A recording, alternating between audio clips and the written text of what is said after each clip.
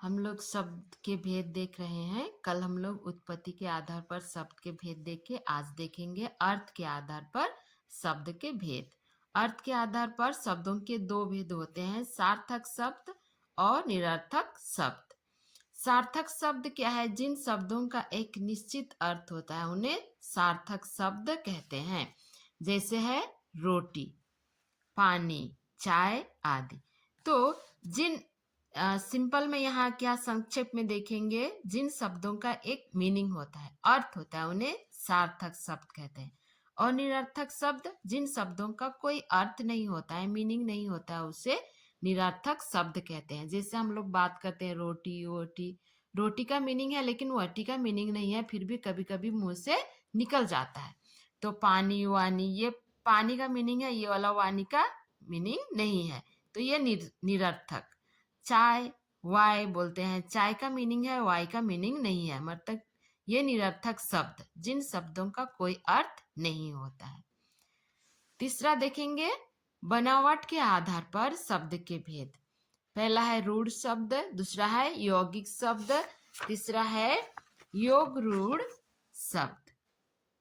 तो हम लोग इसका परिभाषा देखेंगे। रूढ़ शब्द किसको बोलते हैं? रूढ़ शब्द वे शब्द जिनके सार्थक टुकड़े ना किए जा सके, उन्हें रूढ़ शब्द कहते हैं। संक्षेप में हम लोग क्या बोलेंगे? जिन शब्द को हम लोग टुकड़ा नहीं कर सकते हैं, टुकड़ा करेंगे तो उसका मीनिंग नहीं रह जाएगा, तो ऐसे शब्द को रूढ़ शब्द कहते हैं। जैसे रात, अगर हम लोग रात को टुकड़ा करेंगे, रा आकार को अलग करेंगे, ता को अलग करेंगे, तो इसका कुछ मीनिंग नहीं रहेगा। वैसे ही यहाँ पर है बाल्टी, इसको भी हम लोग टुकड़ा करेंगे तो कुछ मीनिंग नहीं रहेगा। घर को भी हम लोग अलग अलग करेंगे, टुकड़ा करेंगे तो मीनिंग नहीं रहेगा। मुंह का भी मीनिंग नहीं रहेगा। मतलब रूढ़ शब्द को हम लोग टुकड़ा नहीं कर सकते। अगर हम लोग टुकड़ा करेंगे तो इसका कुछ मीनिंग नहीं रह जाएगा। और दूसरा है यौगिक शब्द। वे शब्द जिनके दो या दो से अधिक टुकड़े किए जा सकते हैं। ये शब्द को दो या दो से अधिक टुकड़े किए जा सकते हैं, उन्हें यौगिक शब्द कहते हैं। जैसे है चिड़ियाघर। अब चिड़िया को अलग करेंगे, घर को अलग करेंगे तो दोनों का मीनिंग समझ में आ रहा है। पाठशाला, पाठ को भी अलग करेंगे, शाला को भी अलग करेंगे, इसका मतलब है घर, शाला का मतलब, तो इसको भी अलग करेंगे तो इन दोनों का मीनिंग समझ में आ जाएगा। मतलब रूढ़ शब्द को हम लोग अलग टुकड़ा नहीं कर सकते, अगर टुकड़ा करेंगे तो वो समझ में नहीं आएगा। और यौगिक शब्द को हम लोग टुकड़ा कर सकते हैं, उसका मीनिंग भी समझ में आ जाएगा, तो ऐसे शब्द को यौगिक शब्द कहते हैं। और तीसरा है योग रूढ़ शब्द। वे शब्द जिनका एक विशेष अर्थ निकलता है उन्हें योग रूढ़ शब्द कहते हैं। विशेष अर्थ निकलता है मतलब ये क्या है? ये यौगिक शब्द ही है और इसका जो अर्थ होता है वो रूढ़ होता है। रूढ़ मतलब यौगिक क्या है? जिसको हम लोग दो टुकड़ा कर सकते हैं, फिर भी उसका मीनिंग समझ में आ जाएगा। और इसका अर्थ रूढ़ होता है। रूढ़ मतलब उसको अलग नहीं किया जा सकता है, मतलब उसका एक विशेष अर्थ होगा। जैसे यहाँ पर हिमालय, हिम बर्फ का घर, आलय मतलब घर, तो बर्फ का घर बोलने से समझ में आएगा ये हिमालय है। अब जलज, जलज मतलब जल में उत्पन्न होने वाला, बोलेंगे जलज किसको बोलेंगे? सिर्फ कमल को बोल सकते हैं। पानी में उत्पन्न होने वाला सेवार भी होता है, घोंगा भी होता है, लेकिन उसको हम लोग जलज नहीं बोलेंगे। जलज बोलने से ही क्या समझ में आता है? कमल। अब नीलकंठ, नीलकंठ मतलब नीले कंठ वाला, जिसका गला क्या है? नीला है, तो उसको सिर्फ बोलेंगे शिवाजी को ही बोलेंगे, दूसरों को नहीं बोलेंगे। जैसे पीताम्बर बोलते हैं, पीताम्बर सिर्फ किसके लिए? पीला वस्त्र लगाने वाला कौन? श्री कृष्ण के लिए, और दूसरा के लिए वो प्रयोग नहीं होगा, तो इसलिए इसको बोलते हैं ये रूढ़ होता है। यौगिक शब्द ही होता है लेकिन इसका जो विशेष अर्थ होता है वो रूढ़ होता है, जो मीनिंग होता है वो रूढ़ होता है, वो बदलता नहीं है।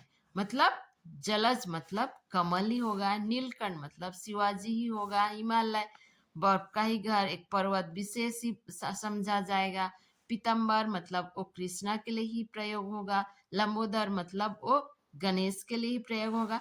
तो इस तरह से यह है योग रूढ़ शब्द। आगे देखेंगे प्रयोग के आधार पर। प्रयोग के आधार पर शब्द के दो भेद हैं। पहला है विकारी शब्द, दूसरा है अविकारी शब्द। अब ये विकारी शब्द क्या है?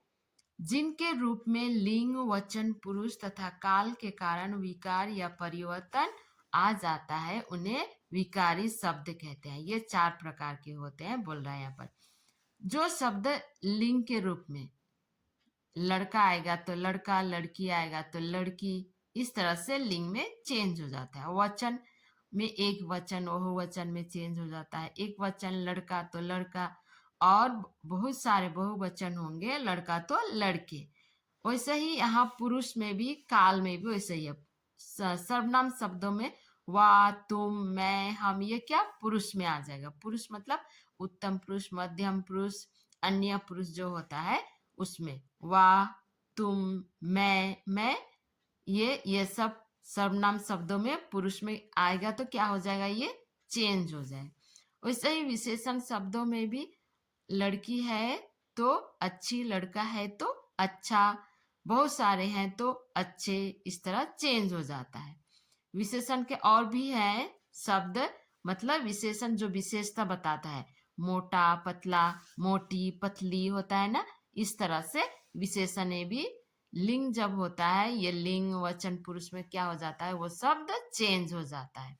क्रिया में भी लड़का आ रहा है तो आता है, लड़की तो आएगी, इस तरह का चेंज हो जाता है। तो ये विकारी शब्द क्या है, लिंग वचन पुरुष तथा काल के अनुसार ये चेंज हो जाता है, इसमें परिवर्तन आ जाता है, तो इसी को कहते हैं विकारी शब्द।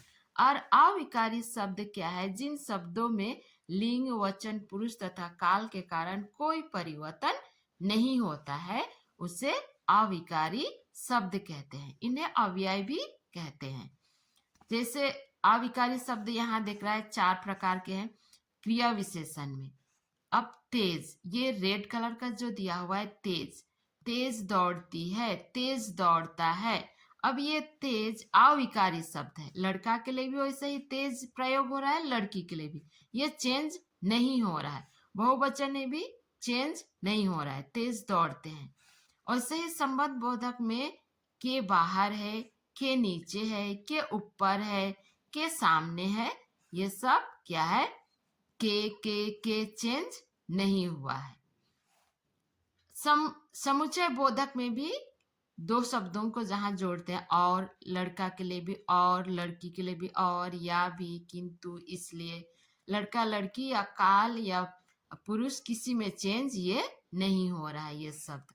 विस्मय बोधक में भी वाह, शाबाश, अरे, हाय, छी, ये सब कुछ होता है, ये लड़का में भी वैसे ही यूज होगा, लड़की में भी, बहुवचन में भी इस तरह का शब्द ये यूज होगा। मतलब अविकारी जो शब्द चेंज नहीं होता है अविकारी, और जो शब्द चेंज होता है वो है विकारी शब्द। तो आज हम लोगों ने शब्द के अर्थ के आधार पर देखिए 2 भेद देखे, सार्थक शब्द, निरर्थक शब्द। सार्थक जो चेंज होता है, जो जिसका मीनिंग होता है सार्थक शब्द, और निरर्थक शब्द जिसका मीनिंग नहीं होता है। और बनावट के आधार पर देखिए रूढ़ शब्द, यौगिक शब्द। रूढ़ शब्द को हम लोग अलग नहीं कर सकते, ये शब्द को, यौगिक शब्द को हम लोग अलग कर सकते हैं, फिर भी मीनिंग समझ में आ जाए। अब योग रूढ़ क्या है, योग रूढ़ यौगिक ही है, और इसका अर्थ जो होता है वो रूढ़ होता है। मतलब ये हिमालय, मतलब हिमालय बोलने से एक पर्वत विशेष ही है, जलज मतलब कमल ही है, नीलकंठ मतलब शिवाजी है, और दूसरा को हम लोग नहीं बोल सकते, इसका एक विशेष अर्थ निकलता है। अब प्रयोग के आधार पर बोलेंगे तो विकारी शब्द, अविकारी शब्द। विकारी शब्द चेंज होता है, अविकारी शब्द चेंज नहीं होता है। तो इस तरह से आज हम लोग शब्द के भेद पढ़ के खत्म कर लिए।